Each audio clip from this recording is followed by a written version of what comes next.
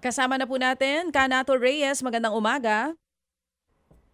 Hello, magandang umaga, Manang Ted at Sean. Magandang araw sa inyo sa ating mga taga-subaybay. Oo, diretso po tayo agad dito, Kanato. Ano po ang magiging laman or anong grounds ng ihahain pong impeachment complaint ng inyong grupo laban po kay VP Sara Duterte? Isa lang po ang grounds na gagamitin natin. No? Ito yung tinatawag na betrayal of public trust o yung pagtataksil, pagtalikod sa kanyang sinumpaang tungkulin bilang Vice Presidente. Ang buong impeachment complaint po na ihahain ngayon ay iikot doon sa paano ginamit ang confidential funds ng Office of the Vice President at ng DepEd at paano ito pinagtakpan, no? Gumawa ng mga questionable o peking mga accomplishment reports, acknowledgement receipts at iba pang mga submissions sa COA. At yung pangatlo, yung pagtanggi na humarap sa mga proseso ng accountability, yung hindi pagdalo sa mga budget hearings, yung hindi pagdalo sa mga House hearings na nag-iimbestiga ng anomalya sa confidential funds. So isang ground, betrayal of public trust, tatlong issues yung ating ilalatag ngayong araw, kaugnay nga nung paano nawaldas yung pera ng bayan. Oo, so iba po ito doon sa nauna ng inihain ng naunang grupo kung saan apat na grounds po yung kanilang ibinigay. Ang makakasama niyo po dito sa pag-endorso ay ang mga kasamahan niyo po sa Makabayan? Tama po, pangungunahan tayo mamaya ni Teddy Casino ng bayan, chairperson ng bayan. Nandun din po ang presidente ng Makabayan, si Liza Maza. Meron po tayong tatlong mambabatas na mag-i-endorso ng ating complaint. Ang Gabriela Women's Party List Representative Arlene Brosas, si Teacher Franz Castro ng ACT Teachers Party List, at si Raul Manuel ng Kabataan Party List. Sila po yung ating endorsers para sa complaint. Oo, pero ano pong reaksyon nyo dito sa ilang agam-agam po ng ilang mga kongresista na baka kulangin na daw po sa oras itong Kamara dahil ilang buwan nga daw po ang aabutin nitong impeachment complaint. Hanggang December 18 na lamang po sila, katapos sa susunod na taon, campaign season naman. Ano pong reaksyon nyo doon? Well, ang ating paghahain ng impeachment ay nakabatay sa ano yung laman ng ebidensya, ano yung facts na lumitaw na. At tingin namin, yun ang primary consideration na dapat i-file na ito ngayon kasi nga buo na po yung kwento, buo na po yung istorya kaugnay ng pagwawaldas ng confidential funds.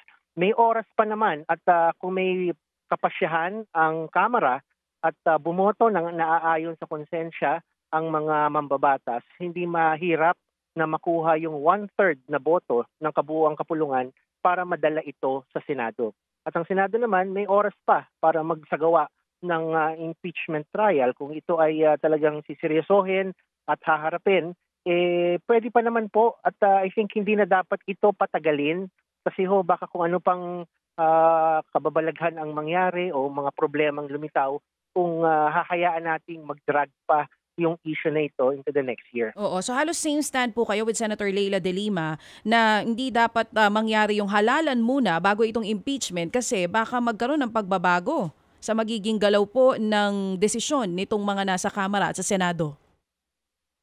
Tama po yun. At syempre, hindi rin lang yun ang consideration natin. No?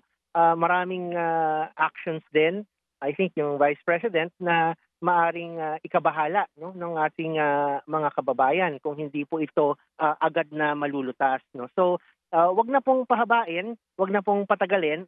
Kung may sapat na boto, maari na pong umakyat sa Senado ang complaint na ito. Sir Nato, itong basically no na magiging basihan ng inyong complaint ay hango pa rin doon sa COA report?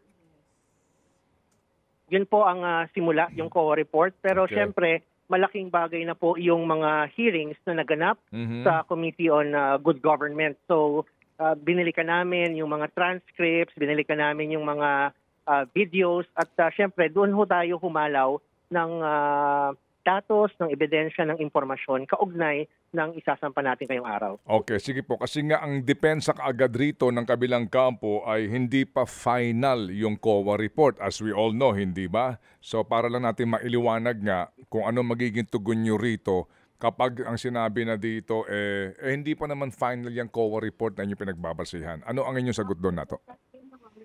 Well, hindi naman ho kailangan na hintayin yung final COA report. Ang mahalaga po ay yung lumitaw na rin sa ebidensya at yung mga direct admissions, yung mga pag-amin ng mga staff ng Office of the Vice President. Sila na mismo ang nagsasabi, sa kanila na mismo nang gagaling. Sige. So, sa ngayon, Nato, napakinggan naman natin ang pahayag dito ni Pangulong Marcos Jr., no? This is for nothing, no? Walang mahihita dito sa impeachment complaint na ito. Hello, Nato? Naputol na ang ating linya. Baka na-impeach ang ating linya. So isa lang daw po ang ground nila, no, mga kapatid? Oh. Dito nga po sa ihahaing impeachment complaint. Yes. So, kasi, Alam mo, okay lang din naman ang isa basta malaman at masustansya.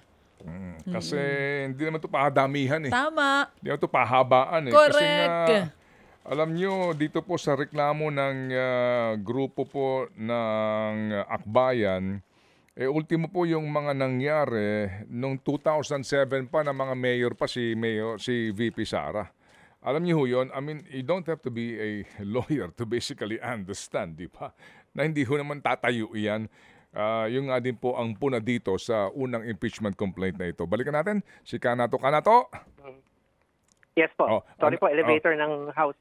Sige, napakinggan naman natin, no, yung sinasabi na ng Pangulong Marcos Jr. na walang mahihita dito. This is for nothing. Ano ang yung tugon doon? I don't think that is true. Unang-una, hindi naman po ito walang kwentang ehersisyo. Ang pag-aalis ng mga tiwaling opisyal o opisyal na may nag-abuso ng kapangyarihan ay makabubuti para sa ating mga kababayan. Lalo na sa mga taxpayers natin. Sino ba namang taxpayer ang gusto na nagbabayad ng buwis pero ganito pala winawaldas ang pondong publiko? So it is in the best interest of the people, interest ng taong bayan, na malutas yung mga problema ng korupsyon at managot yung mga umaabuso sa pwesto. Okay.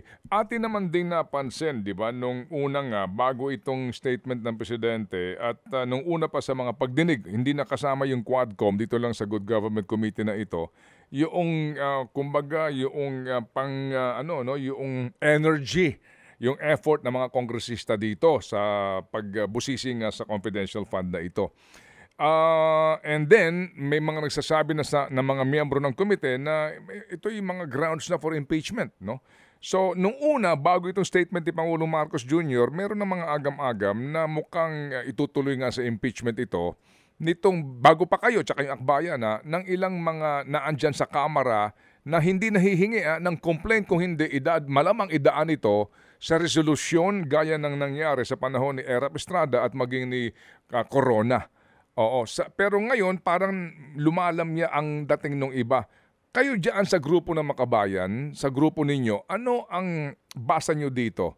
Pwede ba itong idaan din doon sa mode na iyon, yung third mode na wala nang mga hearing pa ng Committee on Justice at makakalap na lang kayo ng 105 o 106 signatures para sa resolution impeaching the Vice President at agad nang mag-submit ng articles of impeachment in the Senate? Well, unang-una po, umaasa kami. Number one, ang Kongreso, ang Kamara ay manatiling independyente dun sa mga naging pahayag ng Pangulo at bumoto ng naaayon nga sa kanilang konsensya at naaayon sa mga ebidensyang inilalatag. Having said that, hindi ho mahirap kung talagang gugustuhin ng Kongreso na kunin yung 1/3 vote o yung 105, 106 votes para mag-endorso ng resolution of impeachment, i-transmit yung articles of impeachment diretso sa Senado bago matapos ang taon. Kumbaga yung complaints nandito na, yung mga reklamo po nandito na, yung pirma na lang po ng 105 lawmakers ang hinihintay natin para po ito ay umusad na. Okay, sige. Meron bang paano kaya ito, Sir Nato, yung meron ba kayong move to convince itong mga miyembro ng Kongreso para ma-abbreviate na itong ating proceedings na ito? Paano yan? O maghihintay lang kayo may magkusa sa kanilang panig? Kasi nga, ang Makabayan Bloc ay nasa minority. Paano? Tama po. Kaya nga po marami kaming complainants na pipirma sa impeachment complaint na to. We have 74 complainants representing different sectors, iba't ibang mga grupo, lalo na mga kabataan. Sila po yung kakatok sila yung mangungumbinsi at mananawagan sa kanilang mga kongresista, sa mga miyembro ng mababang kapulungan na ilagay na ang kanilang pirma doon sa impeachment resolution at sa lalong madaling panahon nga ay mai-transmit na ito sa Senado. Okay, sige. So, Definitely po. okay, sige. So, antabayan na natin to and we can only say Godspeed sa inyong grupo dito sa inyong adhikain ito. Salamat na marami, Kanato, at good luck ngayong araw na ito. Thank you. Thank you po. Magandang hapon. Thank you. Nato Reyes ang presidente po ng Bayan Bagong Alyansang Makabayan.